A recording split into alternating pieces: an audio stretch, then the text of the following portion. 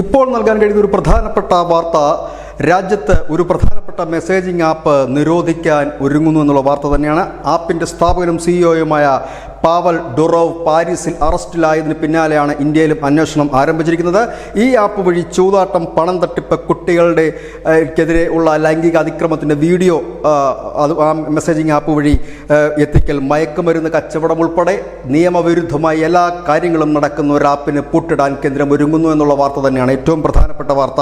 റഷ്യയ്ക്ക് വേണ്ടി തുടങ്ങിയ ഒരു ആപ്പ്, അല്ലെങ്കിൽ ഉക്രൈന് വേണ്ടി ഇപ്പോഴും പ്രവർത്തിക്കുന്ന ഒരു ആപ്പ്, ഇന്ത്യക്കാർക്കും പ്രിയപ്പെട്ട ഒരു ആപ്പാണ് ടെലിഗ്രാം ആപ്പ്. ആ ടെലിഗ്രാം ആപ്പിനെ പൂട്ടിടാനാണ് കേന്ദ്രം ഒരുങ്ങുന്നത്. ഇതുവരെ ഈ ടെലിഗ്രാം ആപ്പിൽ കൂടെ ലോകമെമ്പാടും നിയമവിരുദ്ധമായി പ്രചരിപ്പിച്ച പോസ്റ്റുകളും വീഡിയോകളും അടക്കം 2,56,000 പോസ്റ്റുകളും വീഡിയോകളും ഇതുവരെ നീക്കം ചെയ്തിട്ടുണ്ട്. ഇത് വിവിധ രാജ്യങ്ങൾ ഈ ആപ്പിനെ കുറിച്ച് അന്വേഷണവും ആരംഭിച്ചു. നിയമവിരുദ്ധമായ ഉള്ളടക്കമാണ് ഇതിൽ. അതുപോലെ തന്നെ കുറഞ്ഞ സുരക്ഷിതത്വമുള്ള ഒരു ആപ്പാണ്.